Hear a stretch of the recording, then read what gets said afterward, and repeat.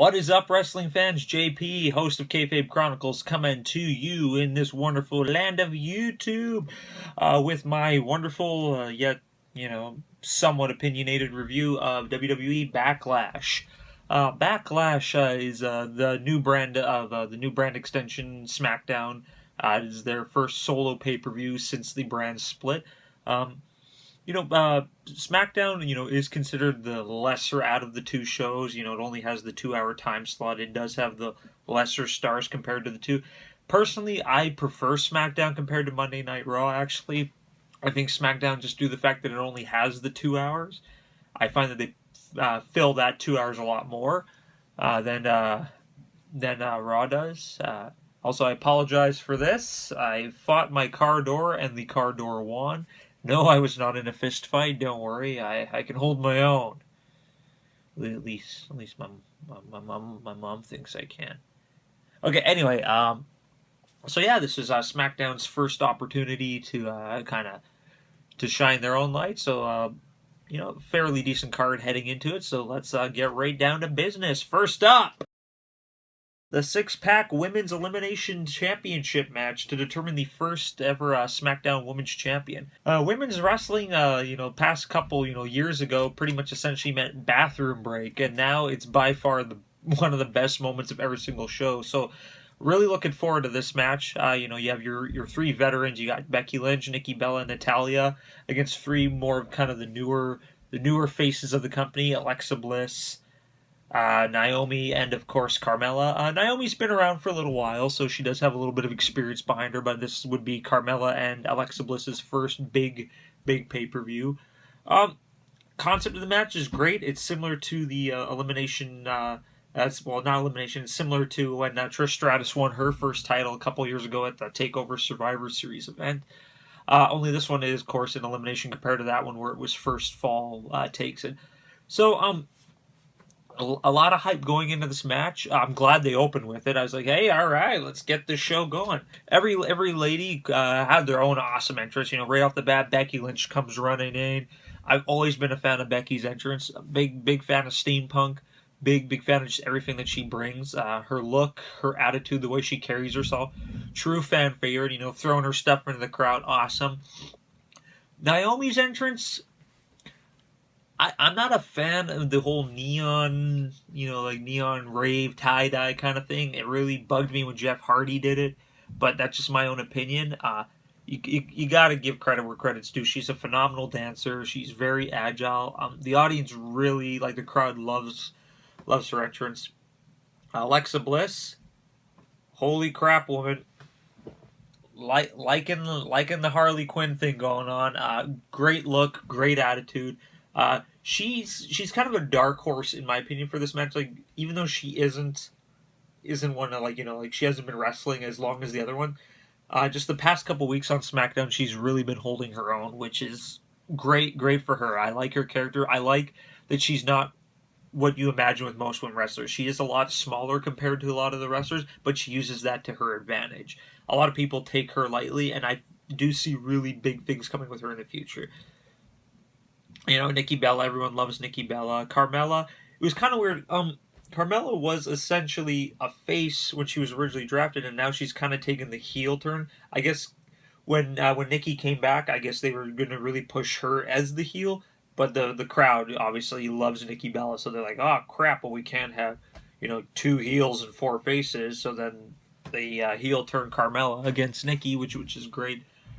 And of course, Natalya, Queen of Hearts, one of the best women wrestlers going today. I don't like her as a heel. I don't understand why she's a heel. I prefer her as a face. But hey, you know what? Everybody's got to do both sides at some point. So, bell rings. Let's get this going.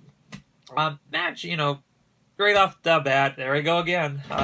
Starts off like your standard any four corners or more match, oh, everybody fights, everyone falls out of the ring, two people fight in the ring while the other four remain injured. Couple spots, next person runs in, pushes one out, two in the ring. I understand that that's where the focus is in the ring, but I've never really liked that. You got numerous cameras, let's use them. Let's cut to the different cameras. Let's see all the women fighting, or all the men, depending on whatever the match is. So So I knew that was going to happen going into the match. I was hoping it wouldn't, but hey, one day they'll learn. One day they'll learn. I really liked that all the women kind of showed their personality during the match. So I'm going to focus right now on Alexa Bliss. I like that she was kind of playing like the little bratty teenager that doesn't get her way. Like, she went in, pinned, kicked out. She had like little temper tantrums. Um, and I don't know if that's the correct route to go with her, but she played it very, very well. A lot of action going on in the match. A lot of people, expected, like certain people to do very well. But like I said, Alexa is the dark horse in this match, and she had a lot of really good shining moments, like almost getting numerous eliminations. But the thing that really beefs me is that she was eliminated first. Why would you guys eliminate Alexa first? She is the future of the company. Like, you guys have been pushing her a lot on SmackDown lately. She's been having awesome matches, but yet you eliminate her first. I don't get it. I don't get it. The way she was eliminated was pretty cool. Like a blockbuster into a power bomb. You ain't gonna kick out of that. Like, no offense, Alexa. That's a lot of impact on the back. So. But then right after that, it was like elimination, elimination, elimination. Like, I think they realized that, oh crap, there's only 2 minutes left in the match. We got to get rid of everybody now. So like, she got eliminated, and then Naomi got eliminated like right after that, and then Natalya got eliminated right after that, and then Nikki Bella got eliminated right after that. It was all like, boom, boom, boom, boom, boom. I like that they kind of kept the feud between Nikki and Carmella going. Like, essentially, Nikki Bella, was cheaply eliminated by Carmella, with the schoolboy roll up with the hooking of the tights. And then Nikki just, like, bitch slapped her, just bam! And, I'm glad that they're going to keep that going, because I think that Carmella, like, she is still pretty green compared to the other girls. So I think that feuding with an experienced person like Nikki is exactly what they need to get her going. Of course, last two in the ring is Carmella and Becky. Okay, we all know Becky's going to win now. Like, if they're to put the title on Carmella over Becky, the crowd would riot. So, she slapped her in the disarmor, got the tap out, got the belt. Very excited for Becky Lynch. I've been a fan of hers since day one. I just like, it's kind of like the whole Chris Benoit kind of story. Like, like, never ever won the big one, never ever won the big one. Every time she was in a title match, she would lose. And, it was really cool to see her finally get that win. All in all, semi-decent match. It wasn't as great as it could have been, but considering that it was, three experienced women versus three kind of newcomers, it was decent. It was a good way to open up the show. Nothing too crazy. A little weaker compared to most of the women's matches as of late, but it's a good way to start the pay-per-view. So, woo, ladies match, yeah, go Becky! Sorry, I'm all doped up on coffee. I get excited sometimes. Alright, so right after this, there was a little quick vignette of The Miz walking down, going into his, what he thought was his dressing room, knocks on the door, and oh my god, it's Jagga from Nickelodeon. I understand he was on the pre-show. It was completely unnecessary. Like, I get what they were trying to do for, they're trying to cross-promote each other's shows, and the Jagger made that comment earlier about The Miz. I don't know. I don't like vignettes that have nothing to do with what's going on. So, that's the moment where you get up and take a leak. But hey, go cross promotion. I like that after like the Miz and Jagger thing, it was like Randy Orton has jumped backstage by Bray Wyatt. Oh my God, is Randy Orton going to fight? We all knew Randy Orton wasn't going to fight. It was announced all over social media earlier that he's not medically cleared. Dave Meltzer flat out told us. Meltzer is a wrestling guru. Anything he says is true. He does not tell lies. And he flat out said, Randy Orton's not cleared. So, of course, to the fans who don't know that, who don't follow anything prior to the show, they're like, oh my God, he's been injured. Yee! Kudos to WWE for putting that in. It was a good cover up essentially. For the fans who don't really know what's going on. But what a convenient way for Randy Orton not to wrestle. But they've been doing that trick forever, so can't win them all. Up next on the matches, of course, The last chance survival tag team tournament match between the Usos and the Hype Bros. You know, the Usos have been good guys forever, and you know, whatever. I think they're somewhat decent. I don't really get the entire deal. I don't understand how they won like the tag team of the year, yet they were injured through like 98% of the year. Are they just doing it because they're Rikishi's kids? I don't know. They're somewhat interesting in the ring. Um, I am glad they switched them over to heel because yeah, like I said, the audience just wasn't buying it, and I think that we need more experienced heel teams on SmackDown. Um, so the entire premise of this was the launch of the tag team title tournament, and I like the WWE kind of threw a little curveball in there.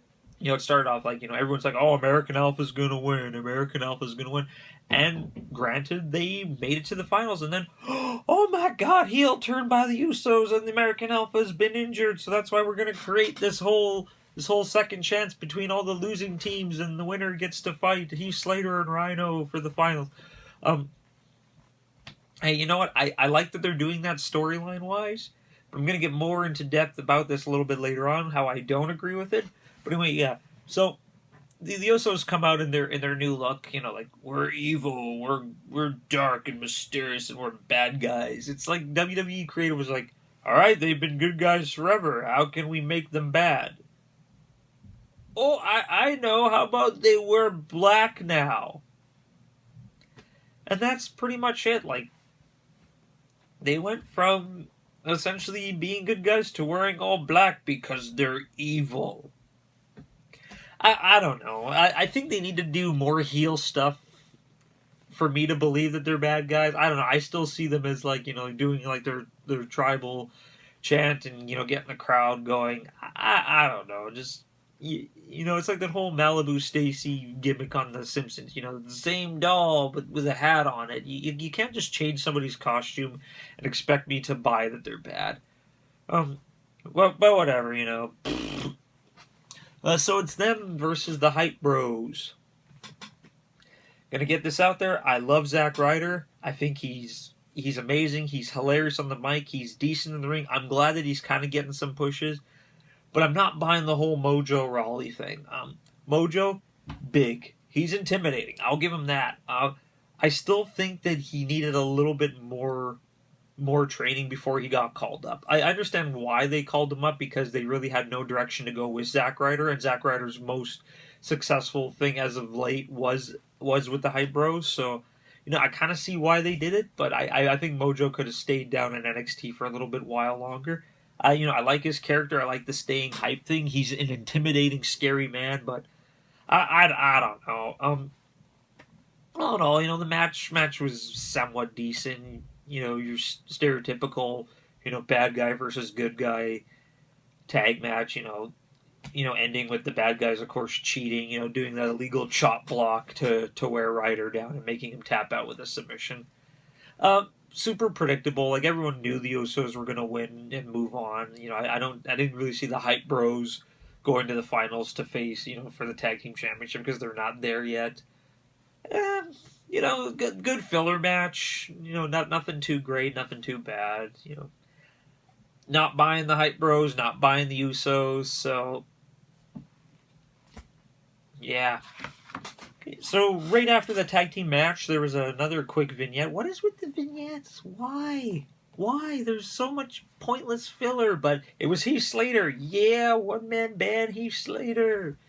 With Rhino, and it was just weird. Just the camera angle on Rhino made him look like he was like 3 tons.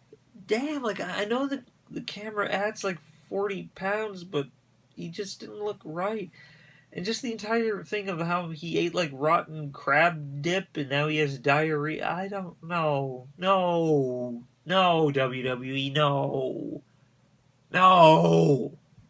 Why? Coming up now, the IC title match between The Miz, the reigning champion The Miz, and of course Dolph Ziggler, everybody's favorite jobber to the stars, Dolph Ziggler. Going into this match, I really, like I said in my last video, the IC title as of late has been kind of crapped on. Like, just giving, no promotion to the matches whatsoever. So it's ironic that right after SummerSlam, like right after my review on Talking Smack, The Miz flat out called them out on it. Like flat out, like everybody knows the interview, everybody's seen it, everybody's heard it. Where he just flat out called Daniel Bryan out on it, saying like, I deserve quality matches. What is with all this garbage you're giving me? And I like that that's pretty much set up the storyline going into this. Daniel Bryan flat out telling The Miz that he's not a deserving champion and that he's a coward. And then, like, of course, next SmackDown, Dolph Ziggler comes out and says the exact same thing. And I was like, yes, finally, a build-up to the IC title, the coveted IC title. So this match, I was really looking forward to. And you know what? They did not disappoint. It was just, wow, so much stuff. Like, even, like, the pre-match, with The Miz, like, calling out Daniel Bryan again and, like, just telling him, like, I'm going to go in the ring because you can. And then he walks in and you just see Daniel Bryan, like, whoa. You all know they're building up to a match between the two. Yes, Daniel Bryan technically shouldn't be wrestling anymore, but he's going to lace up the boots one more time. Come on, WWE. He's going to do it. He's crazy. He's insane. He'll do it. So, bell rings and... right off the bat, Miz runs in and he gets double leg takedown and then starts getting punched and then put into a chokehold.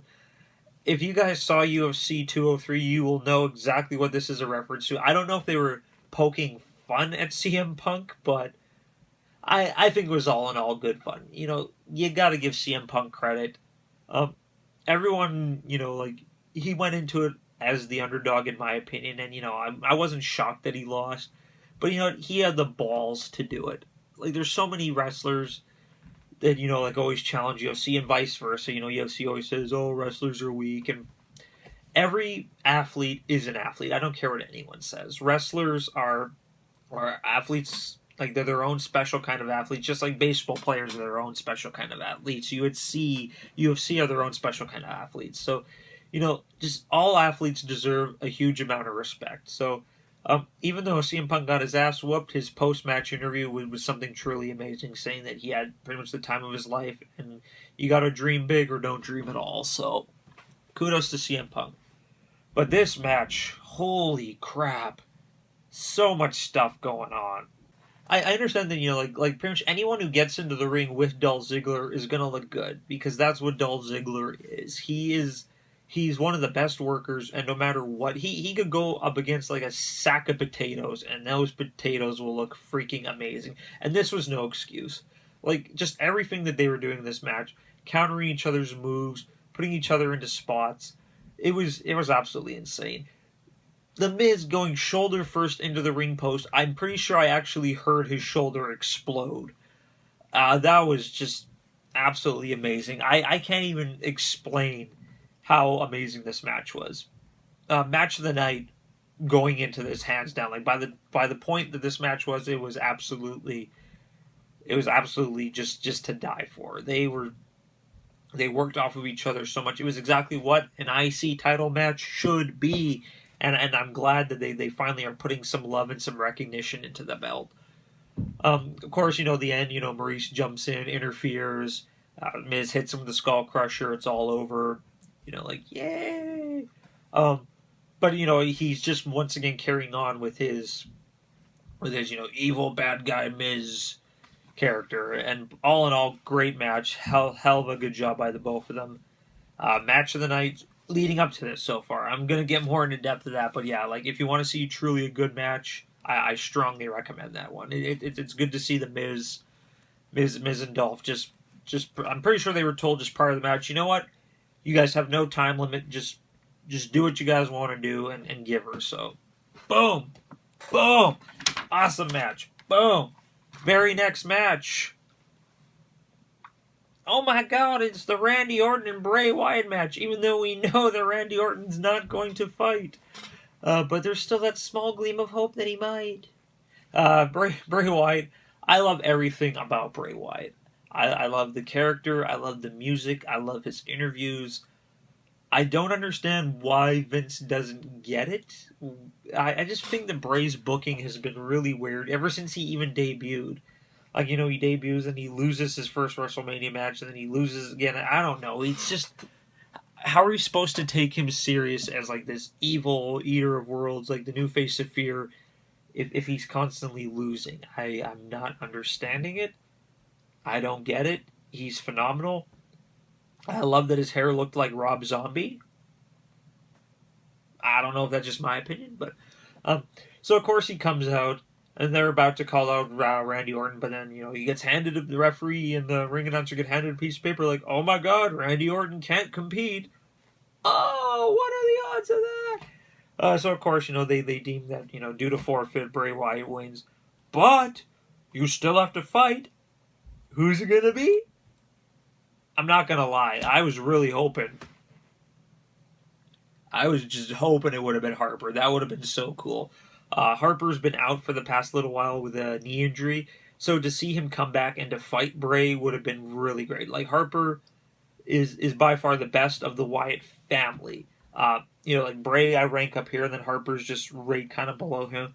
No offense, Rowan, I like you. You're a big guy, you're agile, but I'm not buying it. Strowman, you're even though you're not part of the Wyatt family anymore, but like, you know, you're intimidating, but I don't know, you're still pretty green. But like, you know, Luke Harper is the real deal. Like, he can wrestle, he's great on the mic, he's got all that stuff, and yet he doesn't look like a wrestler. Like, he just looks like some creepy hobo dude, which is all makes it all the better. Okay, so, you know, sadly, you know, it wasn't Harper. Heart's broken. Who is it? Kane. That's right, Kane. You know, whatever, you know, Kane. It is what it is. You know, back in the day, he was the king. He's still great in the ring now. You know, for a guy of his age, he can still put on pretty decent matches. You know, I think WWE did okay, considering that they were given like a couple hours notice to pull this match out of their ass.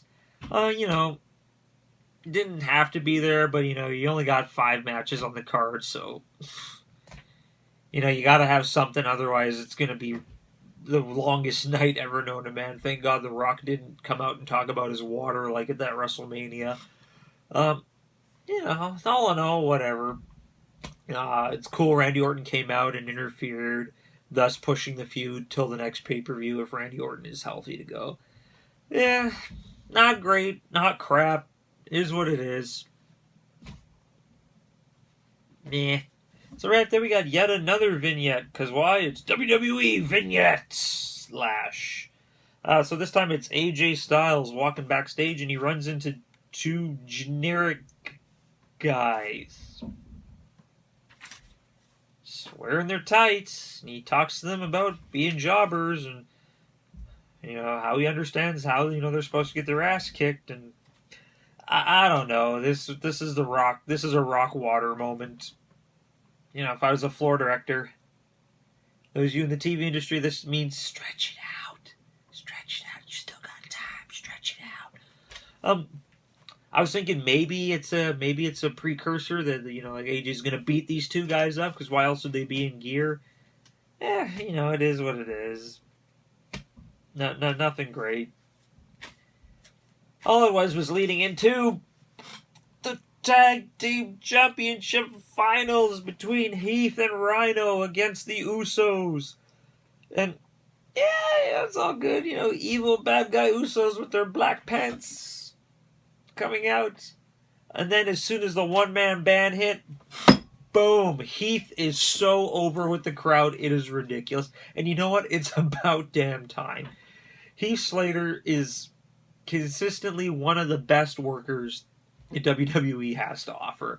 Like, and I just felt bad for him because he's always just the guy that just gets the short end of the stick. Like, you know, even like when the Nexus was taking over, he was like the jobber of the Nexus, and just I just feel bad for him in his ginger ways.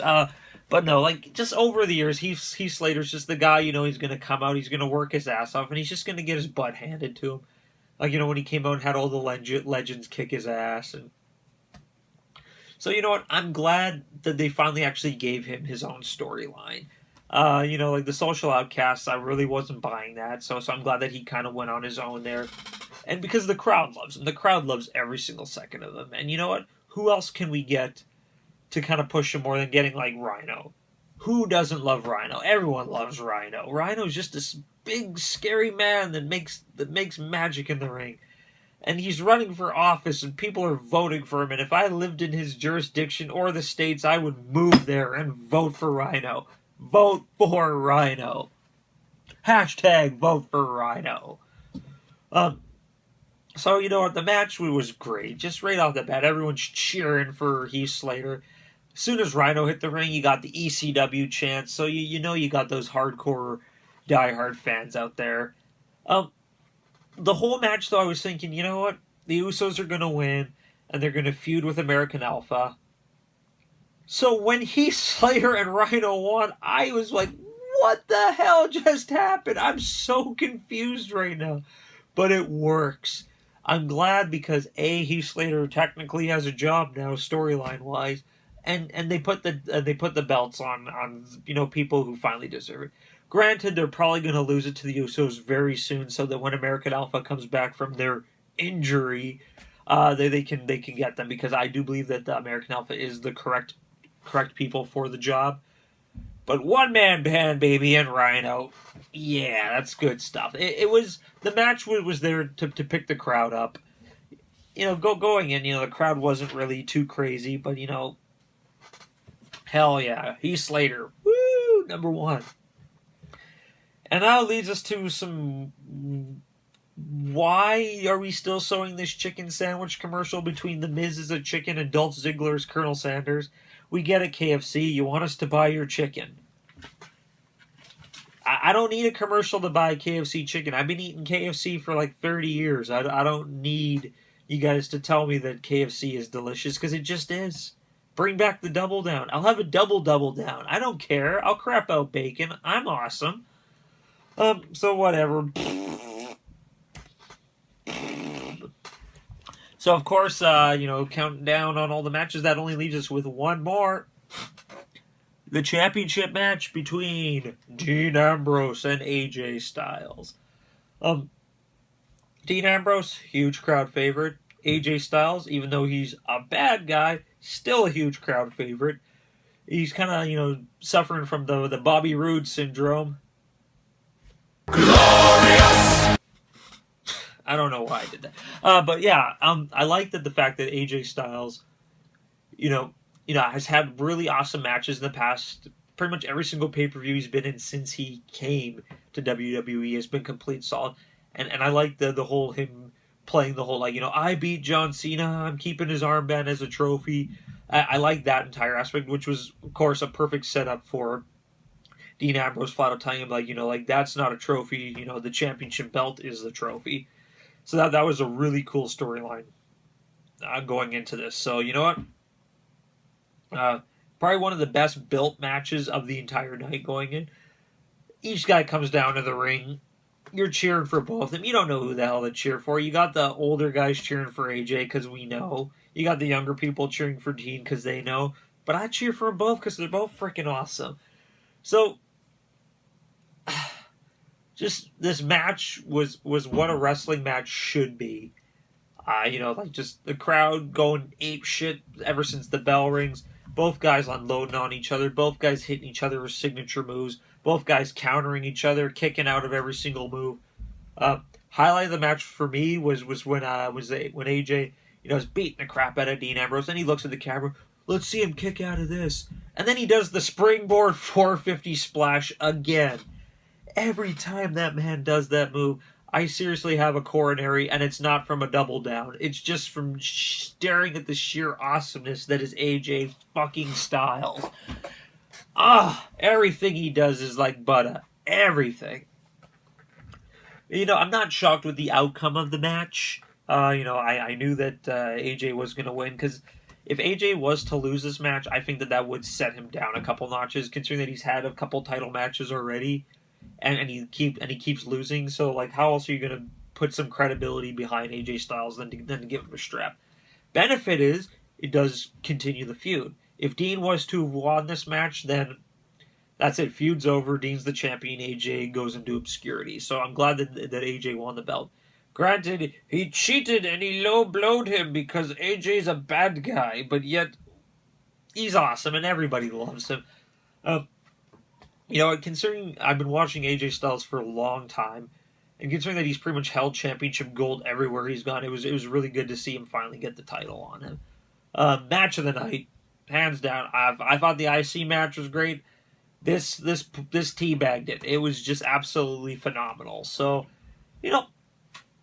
all in all, fairly decent pay-per-view for SmackDown's first pay-per-view. I think they delivered, considering that there was very little matches on the card. I think they did very well with what they were given. Everybody had their shining moments.